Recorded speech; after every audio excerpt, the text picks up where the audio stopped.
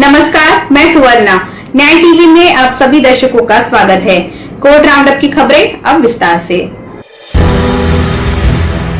Madhya Pradesh high court ने गुरुवार को एक 18 वर्षीय लड़की के साथ लिव इन रिलेशनशिप में रहने की इच्छा रखने वाले एक व्यक्ति को ये सुनिश्चित करने का निर्देश दिया है कि वो न केवल उसकी बुनियादी जरूरतों का बल्कि लड़की की सुख सुविधाओं का भी ध्यान रखे ताकि वो गरिमापूर्ण जीवन जी पाए।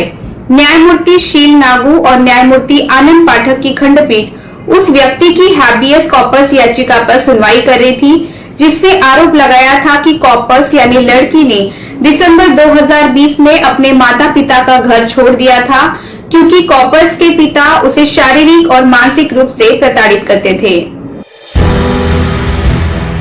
बार काउंसिल ऑफ इंडिया ने नियमों में संशोधन किया है जिसके तहत सदस्यों द्वारा बार काउंसिल के फैसलों की आलोचना और हमले को कदाचार बना दिया गया है और बार काउंसिल से अयोग्यता का या निलंबन या सदस्यता समाप्त करने का आधार बना दिया गया है। संशोधित नियम को शुक्रवार 25 जून 2021 को राजपत्र में अधिसूचित किया गया। नियमों में कहा गया है कि एक वकील दैनिक जीवन में एक जेंटल लेडी के रूप में आचरण करेगा और वो कोई भी गैर कानूनी कृत्य नहीं करेगा। वो प्रिंट, इलेक्ट्रॉनिक या सोशल मीडिया में कोई भी ऐसा बयान नहीं देगा जो किसी भी कोर्ट या जज या न्यायपालिका के किसी भी सदस्य के खिलाफ या राज्य बार काउंसिल या बार काउंसिल ऑफ इंडिया के खिलाफ अभद्र या लज्जाजनक, अपमानजनक या प्रेरित, दुर्भावनापूर्ण या शरारती है और न ही कोई एडवोकेट स्टेट बार काउंसिल या बार काउंसिल ऑफ इंडिया के किसी भी संकल्प या आदेश के किसी भी जानबूझकर किए गए उल्लंघन, अवहेलना या अवज्ञा में शामिल नहीं होगा और ऐसा कोई भी कार्य या आचरण कदाचार के रूप में माना जाएगा और ऐसे एडवोकेट के खिलाफ एडवोकेट्स एक्ट 1961 की धारा 35 या 36 के तहत कार्यवाही की जा सकती है।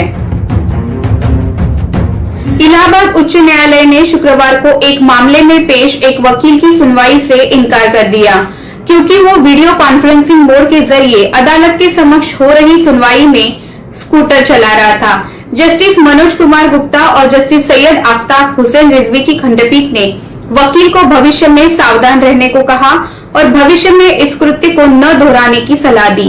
कोर्ट ने आदेश में कहा, ये याचिकाकर्ता की ओर से पेश वकील ने स्कूटर पर सवारी करते हुए अदालत को संबोधित करने की कोशिश की, इसलिए अदालत ने उसे सुनने से इनकार कर दिया। उसे भविष्य में सावधान रहना चाहिए, भले ही सुनवाई वीडियो कॉन्फ्रेंसिंग के माध्यम से हो।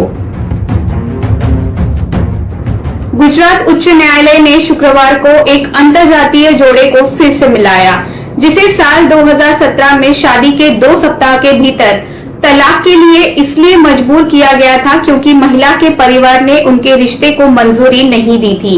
न्यायमूर्ति आर.एन. छाया और न्यायमूर्ति निर्जा देसाई की पीठ पेशे से डॉक्टर हितेंद्र कुमार रणछोड़जी ठाकुर की प्रति प्रत्यक्षीकरण हैबियस कॉर्पस याचिका पर सुनवाई कर रही थी जिसने 26 वर्षीय नर्स रिंकूबेन को पेश करने की मांग की थी।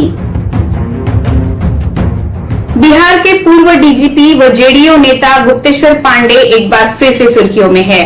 पूर्व डीजीपी के चर्चा में रहने का कारण है उनका कथावाचक अवतार। रविवार को गुप्तेश्वर पांडे ने अपने इस नए अवतार को लेकर कहा है कि एक समय ऐसा आता है जब आप जीवन के उद्देश्य को जानना चाहते हैं और ईश्वर को जानना चाहते हैं। मैं कोई अपवाद नहीं हूँ।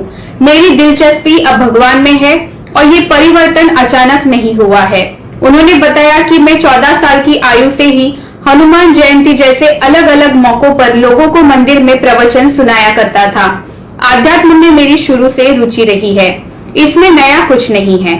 सेवा अवधि में भी मैंने कोई अनुष्ठानों में हिस्सा लिया, लेकिन ड्यूटी के दौरान ऐसे कथा कहने की इजाजत नहीं थी, इसलिए मैंने तभी ऐसा नहीं किया। मेरा मानना है कि ईश्वर के चरणों में जगह पाना इंसान का अंतिम लक्ष्य है। इसमें न्यूज जैसी कोई चीज नहीं है, लेकिन मीडिया का धन्यवाद, उन्होंने मेरी निजी जिंदगी को जनता तक पहुंचाया।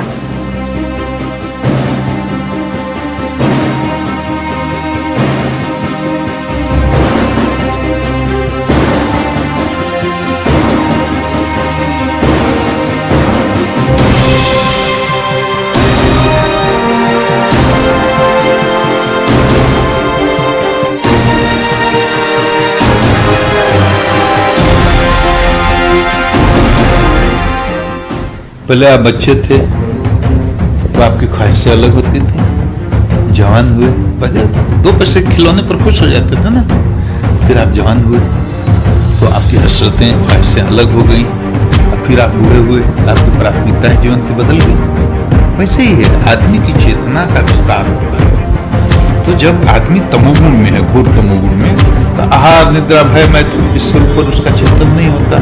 तो उसके हर काम में और हर चिंतन में बस इसी की प्रधानता रहेगी, आहार निद्रा भय मैथुन। जब रजोगुण की प्रधानता होगी तो उसके जीवन में आहार निद्रा भय मैथुन से काम नहीं चलेगा। फिर उसको मान चाहिए, यश चाहिए, शासन करने का चाहिए, मतलब ये चीजें होती हैं। चित्त विक्षिप्त रहेगा, चित्त में चांचल्य रहेगा और बहुत तरह की अनंत कामनाएं हृदय में उदित होती रहेंगी। और जब रजोगुण के बाद जब सत्वगुण, जब सबसे उत्कर्ष की स्थिति, सबसे ऊंची स्थिति, तो जीव में जब सत्वगुण की प्रधानता होगी तो इन चीजों में उसकी रुचि कम हो जाती है। मान में, सम्मान में, पद में, प्रतिष्ठा में उसकी रुचि कम हो जाती है और उसकी रुचि हो जाती है मैं कौन हूँ, कहाँ से आया हूँ, मेरे जीवन का अंतिम लक्ष्य क्या है, ईश्वर क्या है, उसको कैसे जाना जा सकता है। इस तरह के विषयों में उसकी रुचि। फिलहाल बस इतना ही। अन्य खबरों के लिए जुड़े रहिए न्याय टीवी के साथ।